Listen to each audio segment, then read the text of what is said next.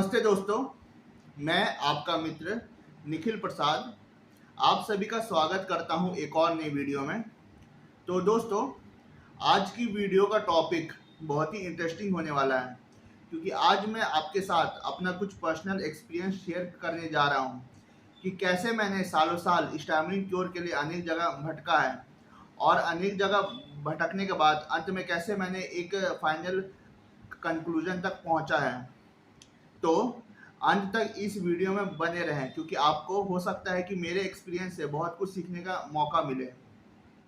दोस्तों, जब मैं छोटा था तब मैं बहुत ज़्यादा हकला के बोलता था और मुझे बस इतना ही मालूम था कि मुझे हकलाने की समस्या है और मुझे बोलने में बाकी बच्चों के कंपैरिजन में बहुत परेशानी होती है और बोलना मेरे लिए इतना आसान नहीं है।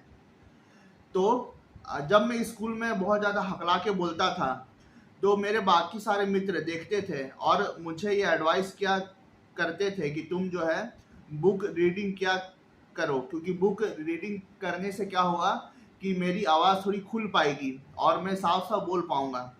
पर मैं बहुत आलसी था और मैं उनकी एडवाइस को नहीं मानता था, जबकि उनका एडवाइस कहीं ना कहीं सही था कि अगर मैं बुक रीडिंग कर लूँ तो हो सकता है कि मेरी थोड़ी सी फ्लुएंसी अच्छी हो जाए और मैं कम हकला के बोलूँ।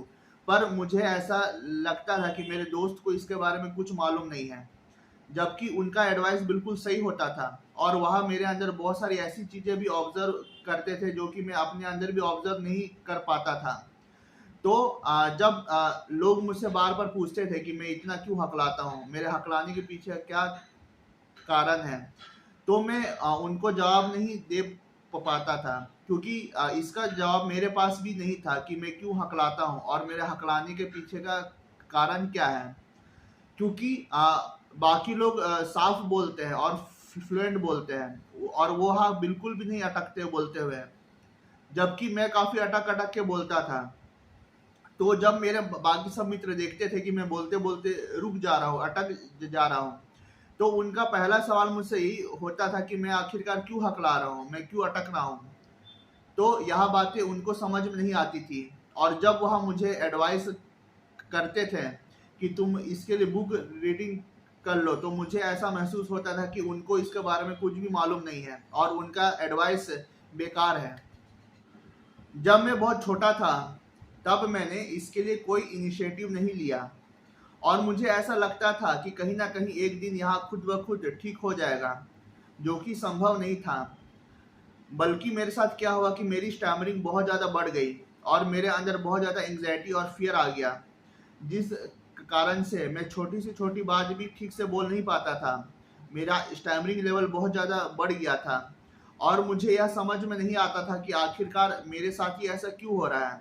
मेरे बाकी मित्र कितना अच्छा फ्लुएंटली लोगों से बात कर पा रहे हैं और मेरे लिए एक भी शब्द बोल पाना बहुत ही मुश्किल हो रहा था। मैंने इसके लिए कोई भी इनिशिएटिव नहीं लिया और मुझे ऐसा महसूस होता था कि यह एक दिन खुद ब खुद ठीक हो जाएगी। दोस्तों, वक्त बीतता गया और एक दिन ऐसा आया कि मैं अपने कंफर्ट जोन में भी बहुत ज़्यादा हकला करके बोलता था। मैं अपने घर में बहुत ज़्यादा हकलाना शुरू कर दिया और मेरे परिवार वालों ने यह ऑब्जर्व किया कि मैं पहले के कंपैरिजन में कुछ ज़्यादा ही हकला रहा हूँ। पहले मैं हकलाता भी था तो बहुत कम हकलाता था, जो कि मेरे परिवार वालों को मालूम था। पर ऐसा सिचुएशन आ गया था कि मैं घर पर भी बहुत ज़्यादा हकला करके बात करने लग गया और मुझे भी समझ में नहीं आ रहा था कि आखिरकार ऐसा क्यों हो रहा है कि मैं अपने कंफर्ट जोन तक में भी बहुत ज़्यादा हकला रहा हूँ और ठीक से साफ साफ एक शब्द भी बोल नहीं पा रहा हूँ। तो मेरे परिवार वाले काफ़ी परेशान हो गए और उन्होंने दवाइयों की खोज कर दी कि हकलाने की क्या दवाई हो सकती है कि अगर वह मुझे खिला दे और मैं उसे खा करके रातों रात ठीक हो जाऊं।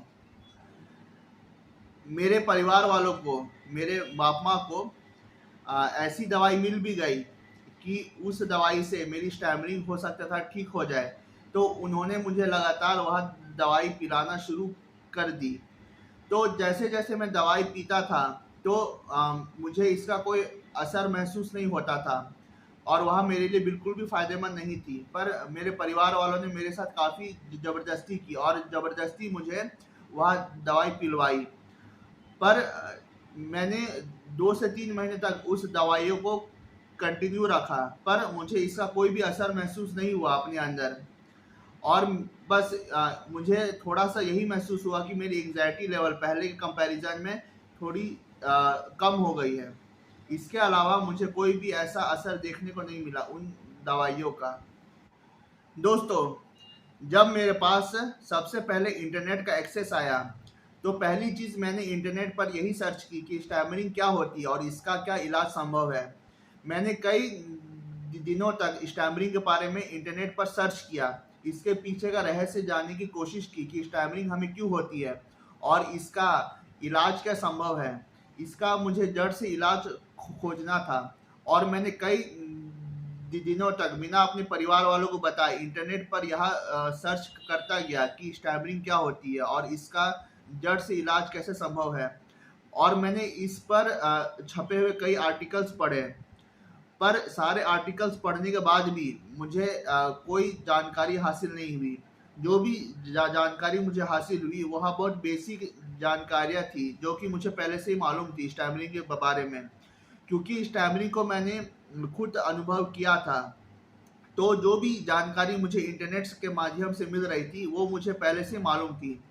तो कई दिनों के प्रयास के बाद भी मुझे इसका इलाज नहीं मिल पाया इंटरनेट के माध्यम से। मैंने अपनी इंटरनेट पर खोज जारी रखा और कई दिनों तक इंटरनेट पर यह खोजता किया कि आखिरकार मुझे ऐसा कोई आर्टिकल मिल जाए, ऐसा कोई सॉल्यूशन मिल जाए कि उसको अपना करके मैं रातों रात ठीक हो जाऊं। पर जैसा कि मैंने बताया कि मुझे बस बेसिक जानकारियाँ ही हासिल हुई और इसके अलावा कोई बड़ी चीज़ हासिल नहीं हुई कि उसको अपना करके मैं रातों रात ठीक हो जाऊं। मुझे काफ़ी ब्लॉग्स मिले, काफ़ी आर्टिकल्स मिले और जिन भी लोगों के आर्टिकल्स मिले बस उन्होंने अपना एक्सपीरियंस बताया था और उन्होंने ये बताया था कि उन्होंने मेहनत करके और स्पीच थेरेपी के दम पर इसको हराया है और आज वह एक सफल वक्ता है। पर मैं इंटरनेट पर किसी और चीज़ की खोज में था, मैं किसी दवाई की खोज में था और या कोई ऐसी टेक्निक की खोज में था कि उसको अपना करके मैं रातों रात ठीक हो जाऊं। और अगर मुझे ऐसी कोई टेक्निक मिल जाए या कोई ऐसी टिप मिल जाए तो मैं हमेशा उसको फॉलो करके बोलूं और मुझे स्टैमरिंग बिल्कुल भी ना हो। पर जैसा कि आप सभी को पता है कि लॉन्ग टर्म में ये सब बेनिफिशियल नहीं होती है। अगर कोई चाहे कि उनको कोई टेक्निक मिल जाए, कोई टिप मिल जाए और उसको अपना के वहाँ हमेशा बोले, तो ऐसा संभव नहीं है, क्योंकि कोई भी टेक्निक, कोई भी टिप इसमें कारगर साबित नहीं होती है। और स्टैमरिंग को हराने के लिए सिर्फ आपकी एफर्ट चाहिए, आपका मेहनत चाहिए और इसको आप सिर्फ और सिर्फ अपनी मेहनत से, स्पीच थेरेपी के दम से और लगातार प्रयास करने से ही आप इसको हरा सकते हैं। जब मैं अपने कॉलेज में गया तो मैंने यहाँ पाया कि कॉलेज के फर्स्ट ईयर में मुझे काफ़ी परेशानियाँ हो रही है।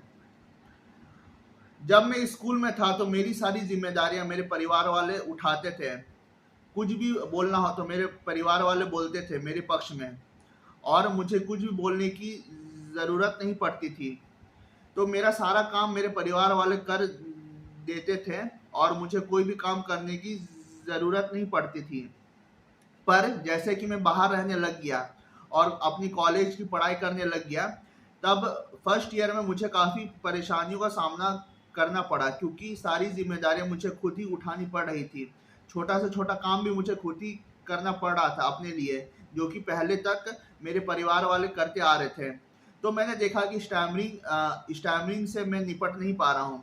मेरे लिए स्टैमरिंग बहुत बड़ी अड़चन बन गई है और मैं आसानी से अपनी बातों को कह के अपना काम नहीं कर पा रहा हूँ। और छोटी से छोटी बात भी मेरे लिए एक पहाड़ के समान थी कि कैसे करके मैं सामने वाले के पास जाऊंगा और उसको यह चीज़ बोलूँगा। तो छोटी से छोटी बात कहना भी मेरे लिए बहुत भारी चीज़ बन गई थी और मुझे समझ में नहीं आ रहा था कि आखिरकार मैं कॉलेज में कैसे पढ़ लिख के आगे बढ़ पाऊँगा। जब मैं कॉलेज में गया तो जैसा कि मैंने बताया कि मुझे काफ़ी परेशानी हुई, तब मैंने यह ठान लिया कि इसका कुछ ना कुछ इलाज खोजना ही पड़ेगा, क्योंकि अगर आज मैंने इसका इलाज नहीं खोजा तो हो सकता है कि मुझे हमेशा ऐसी परेशानी आती रहे और कॉलेज लाइफ में आपको हमेशा जो है एक्टिव रहना पड़ता है, आपको लोगों के साथ बात करनी पड़ती है। अगर आप लोगों के साथ बात नहीं करेंगे और लोगों से बोलेंगे नहीं तो आपकी कॉलेज की पढ़ाई लिखाई बिल्कुल नहीं हो पाएगी।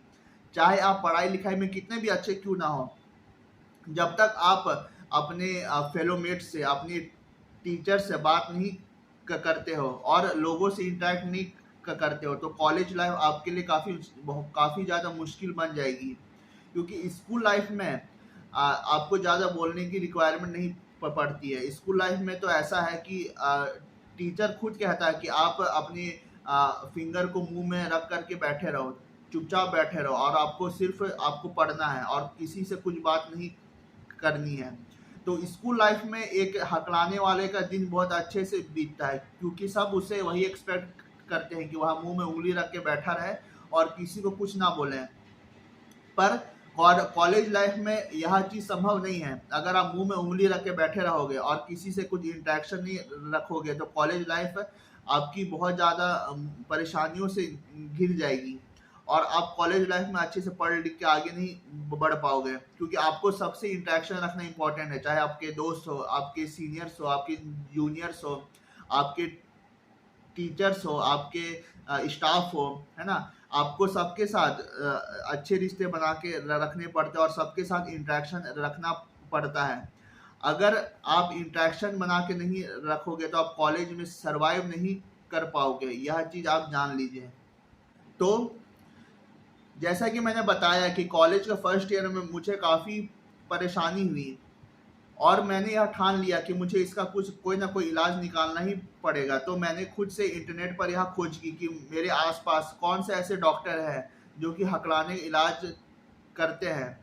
तो मुझे कई सारे डॉक्टरों के नाम मिले, बहुत सारे ऐसे होम्योपैथिक डॉक्टर मिले और आयुर्वेदिक डॉक्टर मिले जो कि यह क्लेम करते थे कि उनके पास हकलाने का इलाज संभव है और उन्होंने बहुत सारे लोगों का हकलाने का इलाज किया था। तो जैसा कि मैं एक हारा हुआ इंसान था और मेरे अंदर बिल्कुल भी उम्मीद की किरण नहीं थी कि मैं खुद से भी अपना इलाज कर पाऊंगा, है ना। तो मुझे लगा कि मुझे किसी का हेल्प की रिक्वायरमेंट पड़ेगी। जब तक मैं किसी से मदद नहीं लूँगा, किसी से दिखवाऊंगा नहीं, किसी से इलाज नहीं लूँगा, तब तक मेरी स्टैमरिंग खुद ब खुद क्योर नहीं हो सकती थी। क्योंकि ना तो मैं इसके लिए खुद इनिशिएटिव ले रहा था और ना मेरे पास ज़्यादा नॉलेज था। मेरे पास बस बेसिक जानकारियाँ ही थी और बेसिक जानकारियों के दम पर मैं इसका इलाज खुद से नहीं कर पा रहा था। मुझे किसी की गाइडेंस चाहिए थी, किसी का सपोर्ट चाहिए था। तो मैंने एक स्टार्ट लेते हुए एक होम्योपैथिक डॉक्टर को दिखवाया। मैंने होम्योपैथिक डॉक्टर को जा करके दिखवाया, उनसे कंसल्टेशन ली। तो उन्होंने मुझे कुछ दवाइयाँ दी। मैंने 2 महीने 3 महीने उस दवाइयों को खाया और मैंने यह उम्मीद से खाया कि हो सकता था कि मेरे अंदर कोई इम्प्रूवमेंट आए, पर ऐसा हुआ नहीं। मेरे अंदर कोई भी इम्प्रूवमेंट नहीं आई और बल्कि ऐसा हुआ कि जो मेरी स्टैमरिंग पहले थी अभी भी वह स्टैमरिंग बनी हुई थी। दोस्तों, जब होम्योपैथिक मेडिसिन मेरे काम नहीं आई तब मैंने यह डिसीजन लिया कि मैं एक आयुर्वेदिक डॉक्टर से कंसल्टेशन लूँगा। तो मैंने कॉल पर एक आयुर्वेदिक डॉक्टर से बात की और उस डॉक्टर ने मेरे अंदर एक उम्मीद की किरण जगा दी।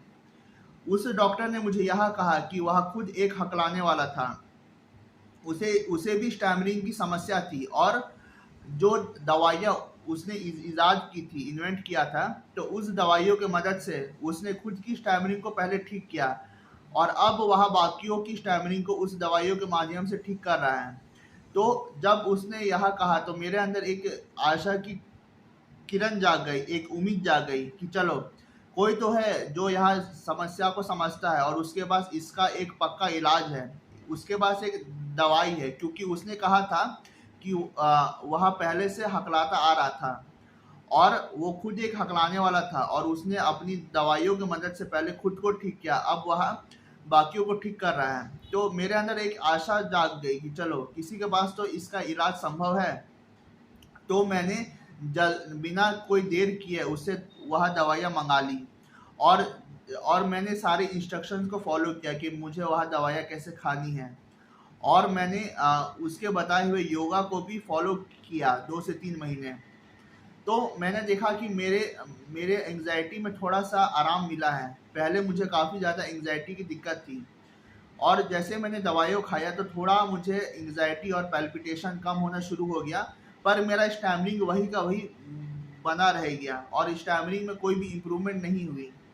हाँ, भले मेरे एंग्जाइटी लेवल थोड़ी सी कम हो गई थी, पर स्टैमरिंग मेरा वही का वही बना रहा और वहाँ 100% ठीक नहीं हो पाया।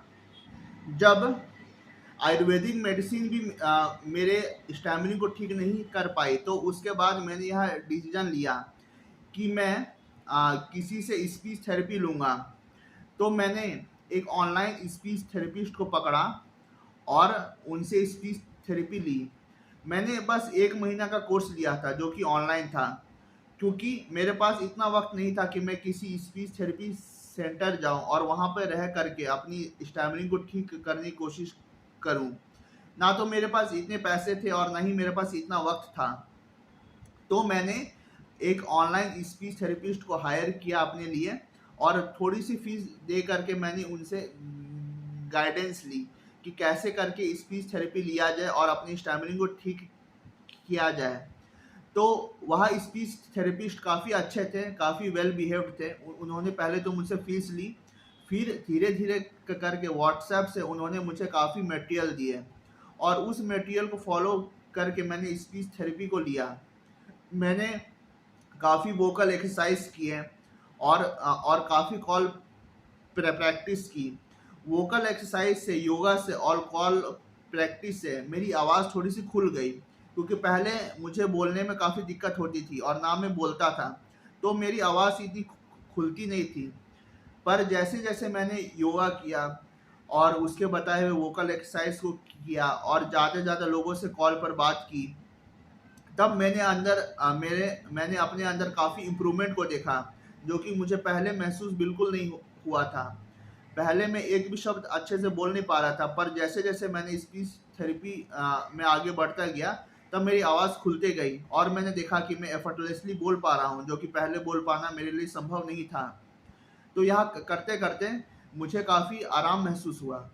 दोस्तों, जब मैंने स्पीच थेरेपी को कंप्लीट किया, तब मैंने अपने अंदर यह देखा कि मेरी स्टैमरिंग की प्रॉब्लम बहुत हद तक सॉल्व हो गई थी, और मुझे पहले के कंपैरिजन में बहुत ज़्यादा आराम मिल रहा था, और मुझे ऐसा लगने लग गया कि अब मेरी स्टैमरिंग बिल्कुल ठीक हो जाएगी अगर मैं खुल करके बोलता रहूं और कॉल प्रैक्टिस करता रहूं, तो मेरी स्टैमरिंग 100% ठीक हो जाएगी और इसके बाद मुझे किसी से भी गाइडेंस और हेल्प की रिक्वायरमेंट नहीं पड़ेगी।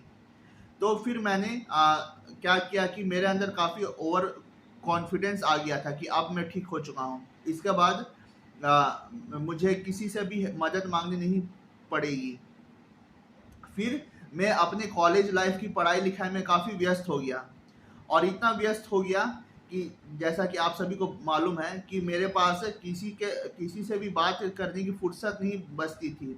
मेरे पास इतना भी वक्त नहीं बचता था कि मैं 5 मिनट किसी से कॉल प्रैक्टिस कर लूँ, क्योंकि कॉलेज लाइफ में इतना वर्कलोड होता है कि आपके पास बिल्कुल भी समय नहीं होता है, क्योंकि इतने सारे असाइनमेंट्स होते हैं, इतने सारे टेस्ट होते हैं, इतने सारे एग्ज़ाम होते हैं कि बिल्कुल समझ में नहीं आता कि पहले आप पढ़ लो या पहले आप किसी और एक्टिविटी में इन्वॉल्व हो लो।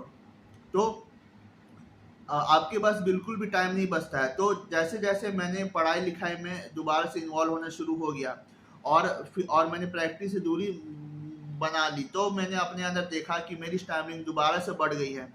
मेरी स्टैमरिंग वैसे ही बन गई थी जो कि स्पीच थेरेपी लेने से पहले थी। तो दोबारा से मैं काफ़ी हताश हो गया कि इतनी मेहनत करने के बाद भी मेरी स्टैमरिंग 100% ठीक नहीं हुई है, और मेरी स्टैमरिंग बल्कि वैसी स्थिति में पहुंच गई थी जो कि स्पीच थेरेपी लेने से पहले थी मेरी। तो काफ़ी मैं हताश हो गया था और मुझे समझ नहीं आ रहा था कि मैं आखिरकार आगे क्या करूं। दोस्तों, सब कुछ करने के बाद जब मेरी स्टैमरिंग ठीक नहीं हुई, जब मैंने स्पीच थेरेपी भी ले ली और डॉक्टर को भी दिखवाया, पर अंत में जब मेरी स्टैमरिंग ठीक नहीं हुई, तब मैंने सारे चीज़ से दूरी बना ली और मैं सिर्फ और सिर्फ अपनी पढ़ाई पर फोकस करने लग गया, क्योंकि मैं देखता था कि मैं वक्त तो दे रहा हूँ अपनी प्रैक्टिस को, पर मेरी स्टैमिनिंग 100% ठीक नहीं हो रही है। मेरा माइंडसेट ऐसा था कि अगर मैं सिर्फ 1 महीना प्रैक्टिस कर लूँ या 2 से 3 महीने प्रैक्टिस कर लूँ तो मेरी स्टैमिनिंग ठीक हो जाएगी। और इतना वक्त देने के बाद भी जब मेरी स्टैमिनिंग दोबारा से लौट करके आ जा रही थी, तब मुझे काफ़ी हताश महसूस हो रहा था। और मुझे यह समझ में नहीं आ रहा था कि आखिरकार ऐसा क्यों हो रहा है। इतनी मेहनत करने के बाद भी मेरी स्टैमिनिंग 100% ठीक क्यों नहीं हो रही है। तो मैंने सारा प्रयास करना छोड़ दिया और मैं बस लोगों से बात करता था जैसे मैं कर पा रहा था। जैसे मैं हकला हकला के बोलता था वैसे मैं हकला हकला के बोलने लग गया। और एनी हाउ मैं कम्युनिकेट करता था लोगों के साथ में, और मैंने सारे प्रयास छोड़ दिया कि हम मैं फ्लुएंट बोलूं और अपनी स्टैमरिंग को 100% ठीक कर लूं। तो सालों साल मैं ऐसा बोलता गया, और जब तक मैं 4th ईयर तक नहीं पहुंचा तब तक मैंने दोबारा से इसकी कोशिश नहीं की। दोस्तों, जब मैं 4th ईयर तक पहुंचा तब तक मैं समझ गया था कि मेरे 4 साल बीत गए हैं। और जो स्टार्टिंग में मेरे अंदर जो एनर्जी थी, जो जोश थी कि मुझे कुछ भी करके 1-2 साल के अंदर अंदर ठीक होना है, वो वह जोश अब मेरे अंदर नहीं रह गया था। और जब मैं 4th ईयर तक पहुंचा तब मुझे एहसास हुआ कि काफ़ी वक्त बीत चुका है और मेरी स्टैमरिंग अभी भी वैसी है जो कि 1st ईयर से पहले थी। तो मुझे काफ़ी हताश महसूस हो रहा था और मुझे समझ नहीं आ रहा था कि मैं आखिरकार कैसे ठीक कर पाऊँ अपनी स्टैमरिंग को। और एक ऐसा वक्त आया जब मुझे इंटरव्यू देना पड़ रहा था, क्योंकि कैंपस इंटरव्यू हो रहे थे और मुझे जॉब मिलने वाली थी। तो जब मैंने इंटरव्यू दिया तब मैंने अपने आप को यह पाया कि मैं अच्छे से इंटरव्यू नहीं दे पा रहा हूँ। मुझे अपना नाम बोलने तक में भी समस्या हो रही है। और क्योंकि वहाँ सेल्स एग्जीक्यूटिव की जॉब थी, है ना, मार्केटिंग एंड सेल्स की जॉब थी, और मार्केटिंग एंड सेल्स जॉब में आपको काफ़ी बोलना पड़ता है।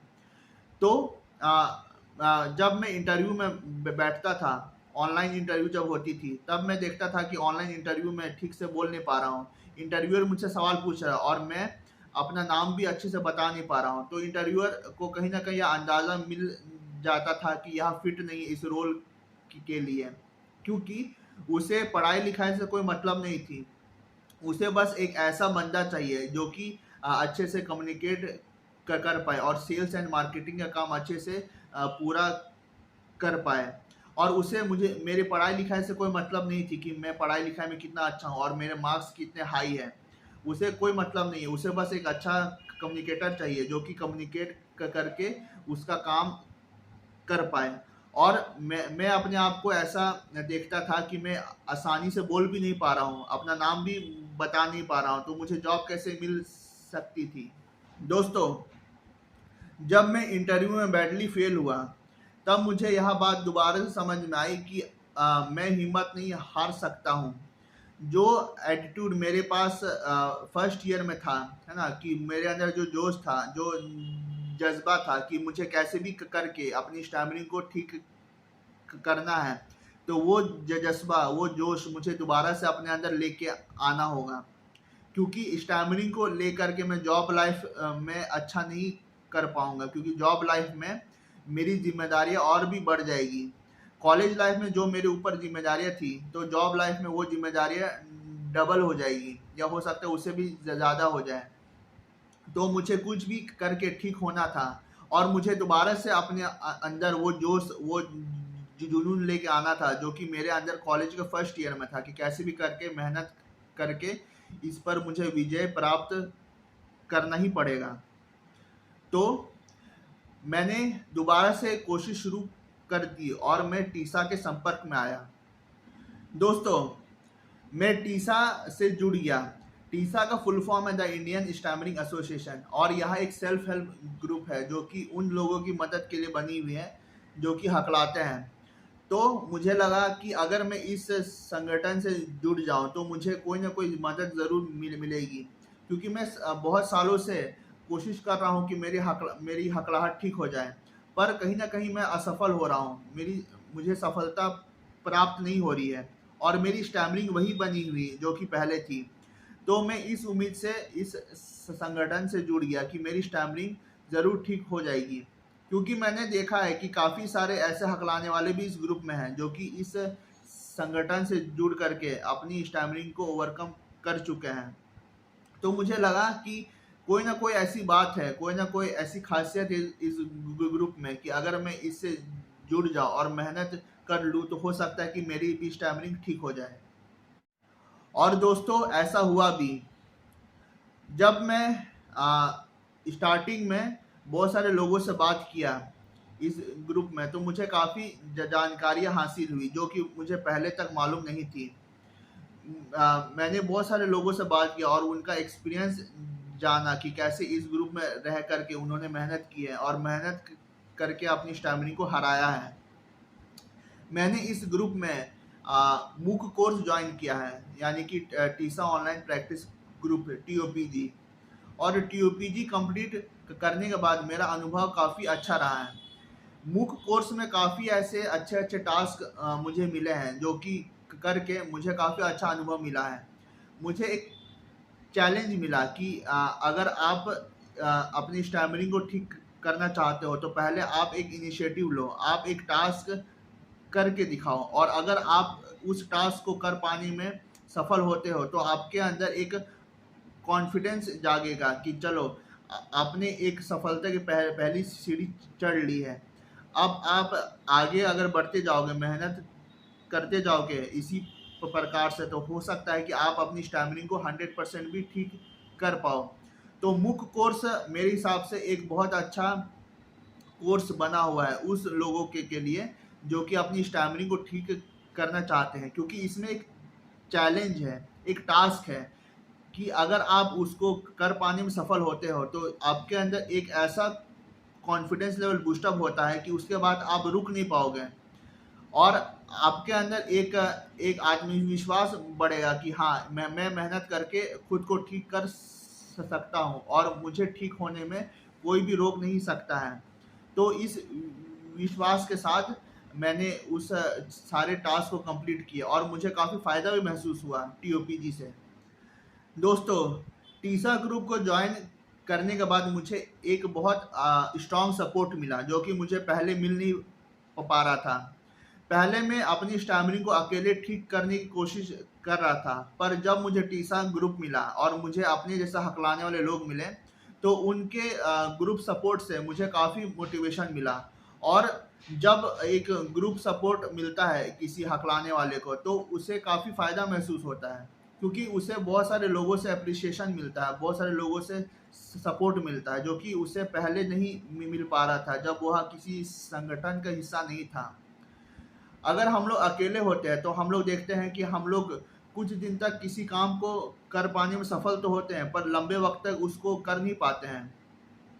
और जब आप एक ग्रुप का हिस्सा होते हैं तो आपको ग्रुप से काफ़ी एनर्जी मिलती है, काफ़ी मोटिवेशन मिलता है, और आप किसी काम में अगर करने को शुरू आप कर दे तो आप लंबे वक्त तक उसको करते जाएंगे और आपका आपका जर्नी इतना आसानी से बंद नहीं होगा। तो ग्रुप वर्क का बहुत ही इम्पोर्टेंस है अपनी स्टैमिनिंग क्योर में। जब तक आप एक ग्रुप का हिस्सा नहीं होते हो तब तक मेरा मानना है कि आप अपनी स्टैमिनिंग को आसानी से ठीक नहीं कर पाओगे, अगर कर भी पाओगे तो वहाँ लॉन्ग लास्टिंग नहीं रहेगी। तो स्टैमिनिंग क्योर में ग्रुप वर्क बहुत इंपॉर्टेंट है। ग्रुप वर्क से आपको सपोर्ट मिलता है और एनर्जी मिलती है, और उस सपोर्ट से, उस मोरल सपोर्ट और एनर्जी से ही आप एक न एक दिन ठीक हो पाओगे। एक स्टैमरर को अमूमन अच्छा बिहेवियर देखने को नहीं मिलता है लोगों से, क्योंकि जब वो हकलाता है तो सामने वाले को लगता है कि इससे इसके पास खड़े रहना व्यर्थ है, यहाँ सिर्फ मेरा टाइम खा रहा है और इससे बात करने कोई फ़ायदा नहीं है। तो अमूमन स्टैमरर पर्सन को अच्छा बिहेवियर लोगों से देखने को नहीं मिलता है। तो मुझे जो है एक आदत सी पड़ गई थी कि लोग मेरे साथ मिसबिहेव कर रहे हैं और मुझे और मेरी बातों पर ध्यान नहीं दे रहे हैं, तो इसकी एक आदत सी मुझे पड़ गई थी अपने लाइफ में। पर जब मैंने टीसा ग्रुप को ज्वाइन किया तो मुझे काफ़ी अच्छा महसूस हुआ कि सब लोग मेरे बातों को ध्यान दे रहे हैं और सब कोई मेरे को सुनने का कोशिश कर रहे हैं कि आखिरकार मैं क्या बोलना चाह रहा हूँ। और मुझे ऐसे ऐसे मोटिवेशनल पर्सन मिले जो कि मुझे पहले मिल नहीं पाए थे। बहुत सारे ऐसे मेंटर मिले जो कि मुझे अच्छे से गाइड किया और मुझे अच्छे से समझा है इस ग्रुप में। और उन्होंने मुझे मोटिवेट करते हुए काफ़ी गाइडेंस दिया और सपोर्ट दिया, और मेरे अंदर यह उम्मीद जगाई कि अगर मैं मेहनत करता जाऊं तो एक ना एक दिन मैं बिल्कुल सफल हो पाऊंगा और स्टैमरिंग को हरा पाऊंगा। तो दोस्तों, यह थी मेरी स्टैमरिंग क्योर की जर्नी। मैं ऐसा बिल्कुल नहीं कह रहा हूँ कि आज मैं 100% स्टैमरिंग से मुक्त हो चुका हूँ, नहीं। मैं अभी भी इस जर्नी में आगे बढ़ रहा हूँ, क्योंकि मैंने अपने कुछ वीडियो में पहले भी कह चुका हूँ कि स्टैमरिंग क्योर एक जर्नी के समान है, एक सफ़र है, और यह कोई डेस्टिनेशन नहीं है कि अगर आप वहाँ पे पहुँच जाओ तो उसके बाद आपकी स्टैमरिंग 100% क्योर हो जाएगी। नहीं, यह एक लंबा सफ़र है। तो अब मैं इस सफ़र पर निकल चुका हूँ टीसा के गाइडेंस से, और मैं बहुत आगे निकल चुका हूँ। और अब मेरे अंदर इतनी एनर्जी है, इतना सपोर्ट है मेरे पास कि मैं अब रुकने वाला नहीं हूँ। और मैं इस सपोर्ट से और इस एनर्जी के साथ मैं आगे बढ़ता जाऊँगा। और मैं अभी भी इस जर्नी में हूँ कि मैं लगातार कोशिश करता रहूँगा, और जब तक मैं 100% ठीक ना हो जाऊँ, मैं इस जर्नी को बंद नहीं करूँगा। तो यही है मेरी स्टैमरिंग क्योर की जर्नी, जो मैं आप लोगों के साथ शेयर करना चाह रहा था।